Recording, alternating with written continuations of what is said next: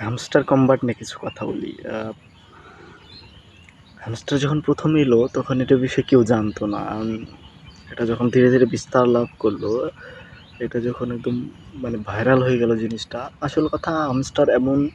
টাকাও দিবে না যেটাতে সবাই কোটিপতি হয়ে যাবে, আবার হ্যামস্টার মানে একদম না দেওয়াও করবে না, অল্প কিছু দেবে কিন্তু এটা সুযোগ নিয়ে, মানে এটা ভাইরাল হওয়ার সুযোগ নিয়ে যতগুলো কন্টেন্ট ক্রিয়েটর রয়েছে, যত ইনফ্লুয়েন্সার রয়েছে, মানে পাবলিকেরা তো মানে যারা আজাইরে পাবলিক তারা বলতেছে এখান থেকে ঘোড়ার ডিম দিবে, মূলা দিবে, এটার সুযোগ নিয়ে আবার কন্টেন্ট ক্রিয়েটররা কিছু কিছু যারা এই সাইটগুলোতে কাজ করে তারা বলতেছিল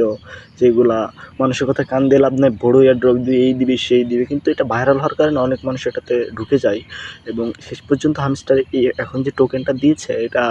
মানে সাধারণ যারা ইউজার, আমরা যারা ইউজার সাধারণ, আমাদের কাছে যে এই টোকেনটা পেয়েছে এটা একদম মানে অল্প, কেউ 1000, কেউ 600, কেউ 700,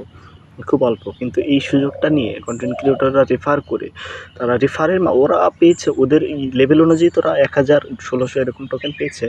কিন্তু এই যে রেফার করার মাধ্যমে তারা মনে করেন যে কেউ 20,000, কেউ 10,000, 30,000, 40,000 পর্যন্ত টোকেন পেয়েছে। এই যে একটা বড় কূপ দিয়েছে তারা, এটা হচ্ছে পুরাটাই মানে মানুষের এই যে মানে সুযোগ নিয়ে, অবশ্য মানুষেরও দোষ আছে, মানুষ একজন আরেকজনের কথা লাফায়, মানুষ বলে চিলে কান নিয়ে গেছে, কান না দেখে ও চিলের পিছনে দৌড়াচ্ছে, এরকম অবস্থা। বাঙালি তো হুজুকা বাঙালি, হ্যাঁ, একটা জিনিস ভাইরাল হলে ওটার পিছনেই সব লেগে গেছে। তো সবাইকে বলি মন খারাপ করার কিছু নেই, যা যা পাইছেন ওটা নিয়ে সন্তুষ্ট থাকেন, আর নেক্সটে কিছু করার আগে ভেবেচিন্তে করবেন, আর যেখানে